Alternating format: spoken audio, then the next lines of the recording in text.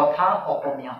মা শব্দৰে জীৱনৰ পাত লুটিয়াই পৰিচয় বহন কৰিছো নিজৰ পিতৃভূমি মাতৃভূমি আৰু কৰ্মভূমি হিচাপে অসম আৰু অসমীয়া জাতীয়তাক আৰু মই সেইখন গাঁৱলীয়া চহা কৃষকৰ ঘৰৰ সন্তান য'ত পুৱা 5 বজাতে প্ৰাতঃস্মৰণেৰে আৰম্ভ হোৱা মোৰ দিনটোত প্ৰেম ভালপোৱা মৰম স্নেহ ভাতৃত্ববোধেৰে জীপাল হৈ সন্ধিয়া ব্ৰহ্মা আদি কৰি সুৰ বিৰাজিত সেই গাঁৱলীয়া পৰিৱেশটোৰ পৰাই মোৰ বিকাশ ঘটিছে নৈতিকতা মোৰ বিকাশ ঘটিছে সামাজিক সচেতনতা গাঁৱৰ ভাওনা নাটক মইনাপাৰী জাতাদিপুৰৰ মাধ্যমেৰে মোৰ বিকাশ ঘটিছে মূল্যবোধৰ শিক্ষা মোৰ বিকাশ ঘটিছে সাংস্কৃতিক মনোভাৱৰ গছৰ তলত খেলা কড়িকুটি মাৰ্বল দলিওৱা পথাৰৰ আলি কাটি খেলা ক্ৰিকেট ফুটবলৰ পৰাই মোৰ বিকাশ ঘটিছে ক্ৰীড়াভিত্তিক মনোভাৱৰ শৰীৰ চৰ্চা তেনে প্ৰেক্ষাপটত ছাত্ৰ ছাত্ৰীসকলৰ সৰ্বাংগীন বিকাশৰ সৈতে জড়িত হৈ থাকে ঘৰ সমাজ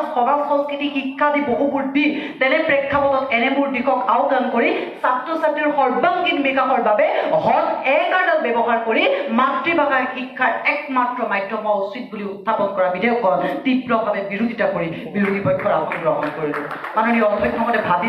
ময়ো ভাবিছিলো আজিৰ সন্মানীয় সদনত উত্থাপন কৰা বিধেয়কখনৰ সমৰ্থন জনাই চৰকাৰী পক্ষৰ আসন গ্ৰহণ কৰিম কিন্তু সন্মানীয় চৰকাৰী পক্ষৰ দলপতিগৰাকীয়ে মাননীয় অধ্যক্ষ মহোদয় নিজৰ যুক্তি আৰু কথাৰে মাতৃভাষাক এনে এটা টেবলেটলৈ ৰূপান্তৰিত কৰিব বিচাৰিলে তেতিয়াই মাননীয় অধ্যক্ষ মহোদয় মই মেলি ললো food safety and standard act 2006 খন য'ত 19(5) শাখাত স্পষ্ট ৰূপত উল্লেখ আছে এগৰাকী 16 পৰা 18 বছৰ ছাত্ৰ বা ছাত্ৰীৰ সুস্বাস্থ্যৰ অধিকাৰী হ'বলৈ প্ৰতিদিনে 44 পৰা 56 গ্ৰাম প্ৰটিনৰ প্ৰয়োজন মাননীয় অধ্যক্ষ মহোদয় 1050 মিলিগ্ৰাম কেলছিয়ামৰ প্ৰয়োজন ঠিক তেনেদৰে আইৰণ জিংক আদিৰ প্ৰয়োজন সেই তালিকাখনত মাননীয় অধ্যক্ষ মই মাতৃভাষাক বিচাৰি নাপালো আৰু সেইবাবে মাননীয় অধ্যক্ষ মহোদয় আৰু হয়তো মই বিচাৰি নাপাম গতিকে মাননীয় অধ্যক্ষ মহোদয় যদি সেই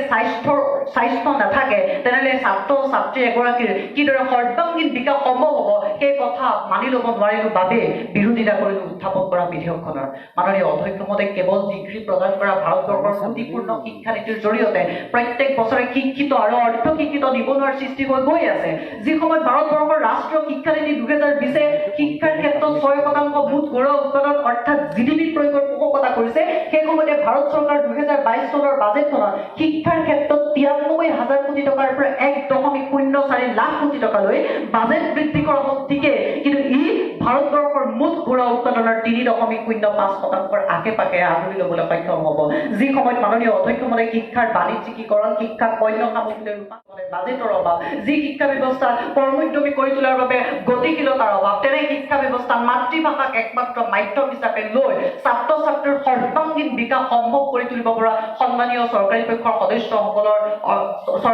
সদস্যসকলৰ যুক্তি শুনি এনে লাগিছে ছাত্ৰ ছাত্ৰী আৰু সৰ্বাংগীন বিকাশ এই শব্দ দুটা একেলগ কৰি সন্মানীয় চৰকাৰী পক্ষৰ সদস্যসকলে পেছাৰ কুকাৰত শিলগুটি ভজাৰ প্ৰয়াস কৰিছে আৰু সেই প্ৰয়াসক মানি ল'ব নোৱাৰাৰ বাবে বিৰোধিতা কৰিলো উত্থাপন কৰা বিধেয়কখনৰ মাননীয় অধ্যক্ষ মহোদয় যি সময়ত একাংশ অভিভাৱক অভিভাৱকে নিজৰ ল'ৰা ছোৱালীক নম্বৰ কেন্দ্ৰিক প্ৰতিযোগিতা কেন্দ্ৰিক দৌৰাবলৈ শিকাই ৰূপান্তৰিত কৰিছে চাবি দিয়া পুতলালৈ যি সময়ত মাননীয় অধ্যক্ষ মহোদয় আমাৰ শিক্ষাৰ ক্ষেত্ৰত নৈতিকতাৰ অভাৱ উপযুক্ত শিক্ষকৰ অভাৱ মাননীয় অধ্যক্ষ মহোদয় ককা আইতাই নীতিবচন হিচাপে শিকোৱা শিক্ষকক সন্মান কৰিবা আদিবোৰ সাধু কথালৈ ঠেলি এতিয়াৰ মাক দেউতাকে ল'ৰা ছোৱালীক তুমি শ্ৰেণীত প্ৰথম হ'বা বুলি শিকাই তেনে শৈক্ষিক তেনে সামাজিক পৰিৱেশৰ অৱসান ঘটাব পাৰিলে মাননীয় অধ্যক্ষ মহোদয় ছাত্ৰ ছাত্ৰীৰ সৰ্বাংগীন বিকাশ সম্ভৱ হৈ উঠিব শেষত দুটা কথা আপোনাৰ জৰিয়তে সন্মানীয় চৰকাৰী পক্ষৰ সদস্যসকলক স্পষ্ট কৰি দিব বিচাৰো মাননীয় অধ্যক্ষ মহোদয় আমি বিচাৰো যাতে 240 মিলিয়ন মানুহ যাৰ ঘৰত নীতি আয়োগৰ শেহতীয়া তথ্য অনুসৰি বিজুলী সংযোগ পোৱা নাই সেই বিজুলী সংযোগ কৰি জ্ঞানৰ পোহৰ বিলাব মাননীয় অধ্যক্ষ মহোদয় আমি বিচাৰো যাতে ৰাস্তাৰ দাঁতিৰ ৰেলৱে ষ্টেচনত গৈ থকা ভাৰতবৰ্ষৰ 26 লাখ মানুহে মাননীয় অধ্যক্ষ মহোদয় সংস্থাপন লাভ কৰিব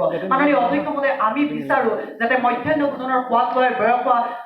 সেই কণমানিকেইটাই নগৰৰ কাষৰ ডাষ্টবিন কেইটা বস্তু বিচাৰি ফুৰা সেই শৈক্ষিক সেই সামাজিক পৰিৱেশৰ অৱকাশ হ'ব মাননীয় অধ্যক্ষ মহোদয় আজিৰ সন্মানীয় সদনত উত্থাপন কৰা বিধেয়কখনৰ ক্ষেত্ৰত আমাৰ যুক্তিকে সবল বুলি প্ৰতীয়মান কৰিব নিবিচাৰো এনে নহয় যে আমি শুদ্ধ এনে নহয় যে তেওঁলোকে শুদ্ধ সদৌ শেষত সন্মানীয় চৰকাৰী পক্ষৰ সদস্যসকলৰ আপোনাৰ জৰিয়তে সমৰ্থন আদায় কৰিবলৈ চেষ্টা কৰি পুনৰবাৰ বিধেয়কখনৰ বিৰোধিতা কৰি এষাৰিয়ে ক'ব বিচাৰিম যে পানী পালে সাগৰ নহয় লাগে গভীৰতা যুক্তি মানে তৰ্ক বা আৱেগ নহয় লাগে বাস্তৱিকতা ধন্যবাদ মাননীয় অধ্যক্ষ মহোদয় ধন্যবাদ মহামান্য সদন আমি বিৰোধী পক্ষৰ দলনেতা প্ৰযুক্ত শইকীয়াক আমি ধন্যবাদ জ্ঞাপন কৰিছোঁ তেওঁ বিধেয়কৰ বিৰোধিতাৰে তেওঁ বক্তব্য প্ৰদান কৰিলে এইবাৰ আমি বিধেয়কখনৰ সপক্ষে বক্তব্য ৰাখিবৰ কাৰণে আমি আমন্ত্ৰণ জনাইছোঁ বিচিত্ৰ বিক্ৰম বিক্ৰম হাজৰিকা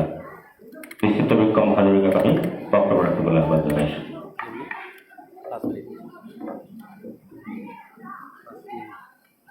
নমস্কাৰ মাননীয় অধ্যক্ষ মহোদয় আৰু মহামান্য সদন। অধ্যক্ষ মহোদয়, আপুনি যদি কোনো এজন ব্যক্তিয়ে বুজি পোৱা ভাষাৰে কথা পাতে তেন্তে সেই কথাই তেখেতৰ মগজুক স্পৰ্শ কৰিব, কিন্তু আপুনি যদি তেখেতৰ মাতৃভাষাত কথা পাতে তেন্তে সেই কথাই